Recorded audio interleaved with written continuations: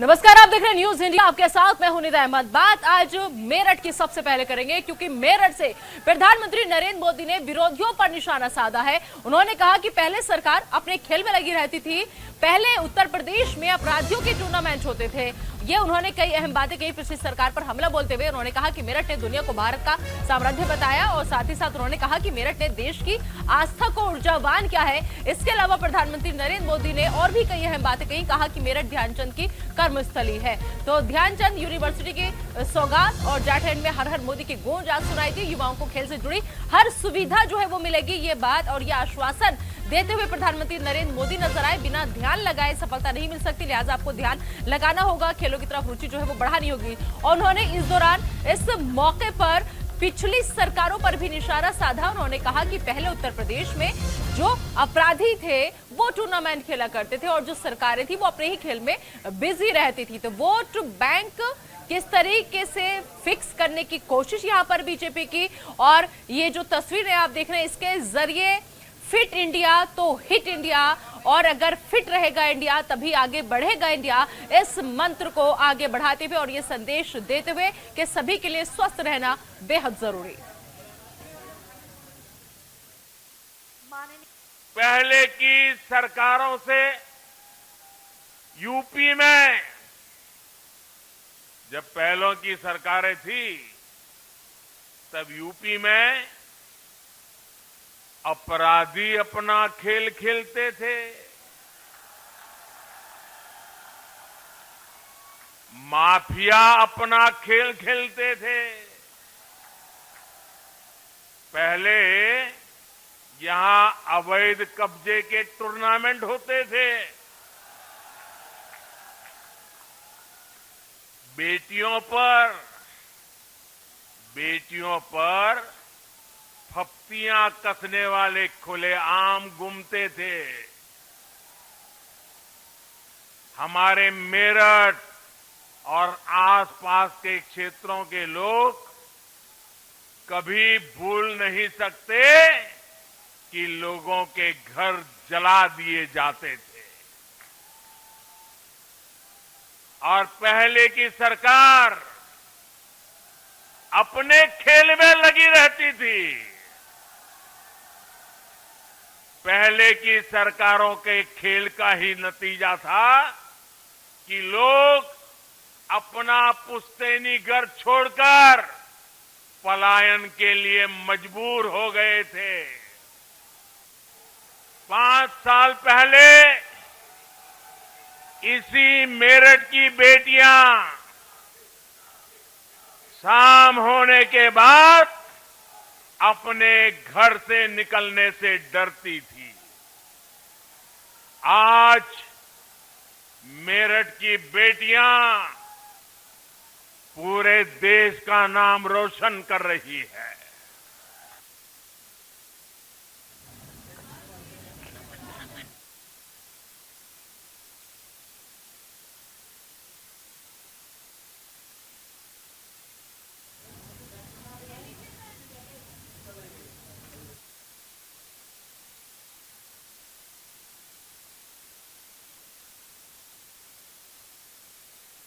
और इस खबर पर ज्यादा बातचीत के लिए आइए सीधा रुक कर लेते मेरठ का, जहां से हमारे संवाददाता कमल इस वक्त हमारे साथ जुड़ चुके हैं। कमल, जिस तरीके से आज प्रधानमंत्री नरेंद्र मोदी मेरठ पहुंचे और मेरठ पहुंचकर उन्होंने जो खेल से जुड़ी अहम बातें थी वो तो साझा की, खुद फिटनेस मंत्र भी देते हुए नजर आए, एक्सरसाइज करते हुए नजर आए, लेकिन इस दौरान उन्होंने पिछली सरकारों पर भी जमकर हमला बोला।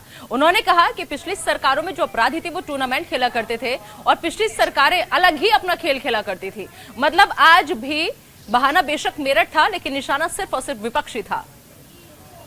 देखिए, इसके पीछे बहुत सारे मायने हैं, और आज का जो प्रधानमंत्री का दौरा है उसके बहुत गहरे और कई सारे मायने माने जा सकते हैं। मैं बताना चाहूंगा कि पश्चिमी उत्तर प्रदेश वो शहर है, वो जगह है जिसको जाटलैंड या कृषि प्रधान क्षेत्र कहा जाता है। अगर हम कुछ ही दिनों पहले की बात करें तो किसानों ने पिछले 1 साल से कृषि बिलों को लेकर आंदोलन किया हुआ था, और ये साफ तौर पे सबको नजर आ रहा है कि जिस तरीके से विपक्ष ने घेराबंदी करी हुई है, वहां पर बीजेपी को सीधा सीधा नुकसान नजर आ रहा था या आ रहा है कि हम हार सकते हैं। और यही वजह है कि जो प्रधानमंत्री ने मेरठ को सेंटर बनाया और यहां से पश्चिमी उत्तर प्रदेश की राजनीति को दहाड़ देने की कोशिश करी। मैं यहां पर एक बात और जोड़ना चाहूंगा कि अगर पिछले 3 चुनावों की बात करें, चाहे वो लोकसभा के रहे हो चाहे विधानसभा के रहे हो, तो मेरठ और पश्चिमी उत्तर प्रदेश भारतीय जनता पार्टी के लिए एक लकी चार्म रहा है। जब बीजेपी ने अपना चुनावी शंखनाद किया है तो उस वक्त उन्होंने सबसे पहले मेरठ को चुना। और अगर देखा जाए इतिहास की बात करें तो पिछले 3 चुनावों में पश्चिमी उत्तर प्रदेश ही रहा जहां से भारतीय जनता पार्टी को लीड मिली और वहीं से वो सरकार बना के दिल्ली पहुंचे और इसी तरीके से लखनऊ पहुंचे।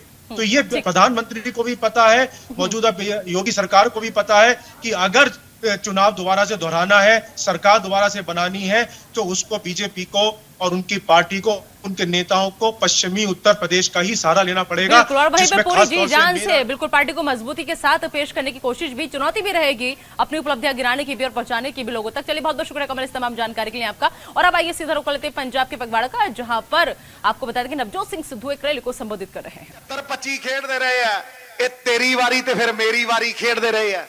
कैप्टन कहता सीगा बादलो हुण थोड़ी वारी, लो फिर आ हुण साडी वारी। ਜਦੋਂ पोस्ट मैट्रिक स्कॉलरशिप ਦੇ ਵਿੱਚ ਖਰਬਾਂ ਦੇ ਘੁਟਾਲੇ ਹੋਏ, ਹਜ਼ਾਰਾਂ ਕਰੋੜ ਦੇ ਘੁਟਾਲੇ ਹੋਏ ਤੇ ਸੁਖਬੀਰ ਬਾਦਲ ਦੇ ਖਿਲਾਫ ਕੈਪਟਨ ਨੇ ਇੱਕ ਵੀ ਇਨਕੁਆਇਰੀ ਕਰਾਈ? ਦੱਸੋ, ਇੱਕ ਵੀ ਇਨਕੁਆਇਰੀ ਕਰਾਈ? ਕੋਈ ਇਨਕੁਆਇਰੀ ਨਹੀਂ ਕਰਾਈ। ਔਰ ਅੱਜ ਪੰਜਾਬ ਉਹਨਾਂ ਥਾਵਾਂ ਦੇ ਉੱਤੇ ਖੜਾ ਹੈ ਕਿ ਰਲ ਮਿਲ ਕੇ ਫੇਰ ਤੁਹਾਡਾ ਬੇਵਕੂਫ ਬਣਾ ਰਹੇ ਆ। ਜੇ ਵੋਟ ਪਾਈ ਅਕਾਲੀ ਦਲ ਨੂੰ ਤੇ ਪਹੁੰਚੂ ਬੀਜੇਪੀ ਨੂੰ, ਜੇ ਵੋਟ ਪਾਈ ਬੀਜੇਪੀ ਨੂੰ ਤੇ ਪਹੁੰਚੂ ਅਕਾਲੀ ਦਲ ਨੂੰ। ਇਹ ਯਾਦ ਰੱਖਿਓ, ਬੀਜੇਪੀ, ਅਕਾਲੀ ਦਲ ਤੇ ਕੈਪਟਨ ਚੋਰ, ਇਹ ਸਾਰੇ ਇਕੱਠੇ ਇੱਕੋ ਹੀ ਥਾਲੀ ਦੇ ਚੱਟੇ ਵੱਡੇ। Nattha Singh and Prem Singh, one and the same thing. ਇਹ ਨਾ ਤਾੜੀ ਲਾਵੇ ਜ਼ੋਰ ਨਾਲ। ਜੇ ਇਹਨਾਂ ਚੋਂ ਤੁਸੀਂ ਕਿਸੇ ਇੱਕ ਨੂੰ ਵੋਟ ਪਾਈ, ਇਹ ਇਲੈਕਸ਼ਨ ਤੋਂ ਬਾਅਦ ਸਾਰੇ ਇਕੱਠੇ ਹੋਣਗੇ। ਤੇ ਉੱਤੋਂ ਆ ਜਾਓ ਹੁਣ ਕੇਜਰੀਵਾਲ, ਇਦੋਂ ਵੱਡਾ ਝੂਠਾ ਬੰਦਾ ਮੈਂ ਆਪਣੀ ਸਾਰੀ ਜ਼ਿੰਦਗੀ ਦੇਖਿਆ। ਮੇਰੀ 5 ਮਿੰਟ ਗੱਲ ਸੁਣ ਲੈਣਾ, ਮੈਂ ਤਬੀਅਤ ਕਰ ਦੂੰ ਸਾਫ਼। ਇਹਨੇ 8 ਲੱਖ ਨੌਕਰੀ ਕਹੀ ਦਿੱਲੀ ਦੇ ਵਿੱਚ, 8 ਲੱਖ ਨੌਕਰੀ ਕਹੀ ਇਹਨੇ ਦਿੱਲੀ ਦੇ ਵਿੱਚ, ਦਿੱਤੀ 440 ਖੇਤੀ ਕਾਨੂੰਨ ਨੂੰ ਸਭ ਤੋਂ ਪਹਿਲਾਂ ਨੋਟੀਫਾਈ ਕਰਨ ਵਾਲਾ, ਲਾਗੂ ਕਰਨ ਵਾਲਾ ਬੰਦਾ ਅਰਵਿੰਦ ਕੇਜਰੀਵਾਲ ਸੀ। ਪੰਜਾਬ ਦੇ ਪਾਣੀਆਂ ਉੱਤੇ ਪਿੱਠ ਦਿਖਾਉਣ ਵਾਲਾ ਬੰਦਾ ਕੇਜਰੀਵਾਲ ਸੀ। ਤੇ ਜਦੋਂ ਸਿੱਧੂ ਹਜ਼ਾਰ ਰੁਪਏ ਟਰਾਲੀ ਲਈ ਲੜਦਾ ਹੁੰਦਾ, ਕੇਬਲ ਮਾਫੀਆ ਨਾਲ ਲੜਦਾ ਹੁੰਦਾ ਤੇ ਡਰੱਗ ਮਾਫੀਆ ਦੇ ਲੜਦਾ ਹੁੰਦਾ, ਤੇ ਕੇਜਰੀਵਾਲ ਗੋਡੇ ਟੇਕ ਕੇ ਮਜੀਠੀਏ ਤੋਂ ਮਾਫੀ ਮੰਗਦਾ ਹੁੰਦਾ। माफी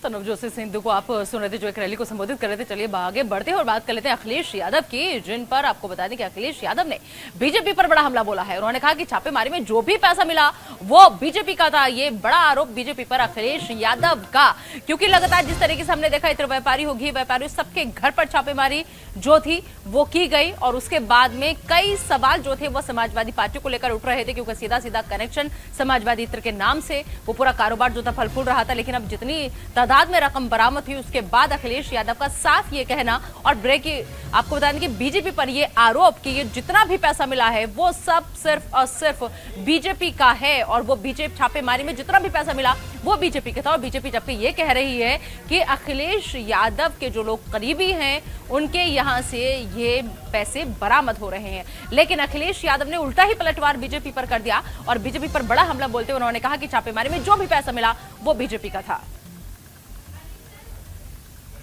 आपको बता दें कि पुष्पराज जैन को आईटी की टीम कारखाने लेकर निकली है। ये सूत्रों के हवाले से खबर आ रही है। पुष्पराज के ठिकानों पर भी छापेमारी लगातार जारी है। तो फिलहाल सूत्रों के हवाले से खबर जो है वो ये आ रही है कि कारोबारियों पर जिस तरीके से लगातार छापेमारी जारी है और अब इस वक्त कन्नौज से ये अहम खबर आ रही है जहां पर पुष्पराज जैन को आईटी की टीम फिलहाल कारखाने से लेकर निकली है। तो पुष्पराज के भी तमाम ठिकानों पर तलाशी अभियान जो है वो तेज किया गया है। वहां पर छापेमारी जो है वो की जा रही है, तलाश किया जा रहा है कि आखिर और क्या कुछ निकलता है इसके ठिकानों से। तो फिलहाल पुष्पराज जैन को आईटी की टीम जो है वो लेकर के निकल चुकी है। तो इत्र कारोबारियों पर लगातार छापेमारी जो है वो जारी है। इत्र के काले कुबेर पर लगातार छापेमारी जारी है। फिलहाल कन्नौज से ये अहम खबर जहां पर पुष्पराज जैन को आईटी की टीम फिलहाल कारखाने से लेकर निकल चुकी है। इस खबर पर ज्यादा बातचीत के लिए सीधा रुख करेंगे हमारे संवाददाता नीरज का, जो इस वक्त हमारे साथ जुड़ चुके हैं। नीरज, सूत्रों के हवाले से खबर ये आ रही है कि पुष्पराज जैन को आईटी की टीम फिलहाल लेकर निकल चुकी है, और क्या ताजा अपडेट? जी देखिए, पुष्पराज जैन के यहाँ से जो मैराथन रेड जारी है वो अभी तक जारी है। यानी कि इनकम टैक्स विभाग की जो टीम पिछले 3 दिनों से पूरा डाटा खंगाल रही है, पूरा डॉक्यूमेंट्स खंगाल रही है। हालांकि कैश कितना मिला इस बात की तो अभी पूरी बात सामने नहीं आ पाई, लेकिन पुष्पराज जैन और उनके एक और भाई हैं जिनसे लगातार इनकम टैक्स विभाग की टीम पूछताछ कर रही है, उनसे जानने की कोशिश कर रही है कि उनका ये व्यवसाय कब से कितना बड़ा और आखिर कहां तक फैला था। और जो टैक्स चोरी की बात जो आ रही है वो पिछले साल और इस साल से पूरा मिलान किया जा रहा है। 2-3 साल का पूरा डाटा मिलान किया जा रहा है। जो कागज उन्होंने इनकम टैक्स विभाग को पहले जमा किए थे और अब जो उनके पास कागज मिले हैं उसमें किस तरह की गड़बड़ियां हैं, तो ये माना जा रहा है कि एक प्रकार से बहुत से अहम डॉक्यूमेंट्स वो इनकम टैक्स विभाग को मिल चुके हैं। और इसके साथ ही आज जो अधिकारी हैं वो बता रहे हैं कि रेड आज ही शायद समाप्त हो जाएगी, लेकिन जो पूछताछ है वो लगातार जारी है। तमाम डॉक्यूमेंट्स मिले हैं, तमाम मजबूत एविडेंस अगर कहा जाए वो इनकम टैक्स विभाग जुटाने में लगी हुई है, क्योंकि एविडेंस के सहारे ही आगे का मामला अखिलेश यादव जो है, अखिलेश यादव देखिए जिस तरीके से छापेमारी हो रही है और लगातार ये छापेमारी जारी है, के बाद एक अगला नंबर किसका कहना मुश्किल हो पा रहा है। हर दिन खबर आ रही है कि छापेमारी चल रही है और हर दिन एक नया नाम सामने आ रहा है। लेकिन बीजेपी जिस तरीके से इसे पूरा भुनाने की कोशिश करे कि समाजवादी का ये पैसा है और अब हर ईंट से और हर दीवारों से पैसा निकल रहा है, लेकिन वहीं अखिलेश यादव ने इस पूरे छापेमारी को एक अलग ही रंग दे दिया। अखिलेश यादव का साफ ये कहना है कि जितना भी पैसा छापेमारी में बरामद हो रहा है वो सब सिर्फ और सिर्फ बीजेपी का है। तो सवाल यही है सबसे बड़ा कि आखिर ये पैसा है किसका? ये देखिए, ये पैसा है किसका? ये पैसा है इन व्यापारियों का। लेकिन इसके पीछे जो राजनीति हो रही है उससे कहीं ना कहीं इन सब चीजों को लेकर जो जनता के बीच में उत्सुकता है, जो कौतूहल है, उसको लेकर उसको भुनाने की कोशिश की जा रही है सभी राजनीतिक दलों द्वारा अपने पक्ष में कि ये पैसा बीजेपी का है, ये पैसा समाजवादी पार्टी का है। लेकिन ये पैसा किसके नाम पर है? ये पुष्पराज जैन का पैसा है, ये पैसा पीयूष जैन का है, ये पैसा मलिक मियां का है। तो ये पैसा किसका है? आखिर जिसके यहाँ रेड पड़ रही है पैसा वाकई उसका है भी या किसी ने उसके यहाँ रखवाया था? चूंकि 2022 में चुनाव होने हैं तो इतनी बड़ी रेड है तो इस पर सवाल जरूर उठेंगे और इसको अपने अपने पक्ष में भुनाने की पूरी कोशिश की जा रही है, क्योंकि कन्नौज अखिलेश यादव का गढ़ कहा जाता है। और इस छापेमारी के बाद लोगों के मन में तमाम तरह के सवाल उठ रहे हैं और उन सवालों का जवाब देना या उनसे बचने का यही तरीका है कि अपनी बॉल दूसरे के खाते में डाल दीजिए, दूसरे के गोल में डाल दीजिए, जिससे आप सवालों से कम जरूर बच सके। और यही हो रहा है यहाँ बिल्कुल, और ये एक आसान रास्ता भी होता है बचने का सवालों से। लेकिन अगर जिस तरीके से आईटी की टीम लगातार छापेमारी कर रही है और टीम पूछताछ कर रही है, उसमें जो भी कुछ सच निकलकर सामने आता है तभी तस्वीर पूरी क्लियर हो पाएगी कि आखिर इसके पीछे हाथ किसका है। बहुत बहुत शुक्रिया नीरज इस तमाम जानकारी के लिए आपका। तो देखिए 3 तस्वीरें आपकी टीवी स्क्रीन पर, दिल्ली, कन्नौज और मुंबई, जहां पर लगातार यूपी में करोड़ों का खेल जो है किस तरीके से खेला जा रहा था, कैसे टैक्स चोरी की जा रही थी। और अब फिलहाल आईटी जो विभाग है वो पूरी तरीके से सतर्क है और लगातार पूछताछ की जा रही है और छापेमारी जो है वो की जा रही है। अब देखना होगा कि जो अहम दस्तावेज बरामद हुए हैं उनके बाद उनको जब खंगाला जाएगा तो उसमें क्या कुछ जानकारी अहम खास निकलकर सामने आती है और इस छापेमारी के पीछे दरअसल मकसद किसका क्या हो सकता है ये भी सब कुछ क्लियर होगा, क्योंकि बीजेपी समाजवादी पार्टी पर हमलावर है, समाजवादी पार्टी लगातार इस पैसे को बीजेपी का बता रही है।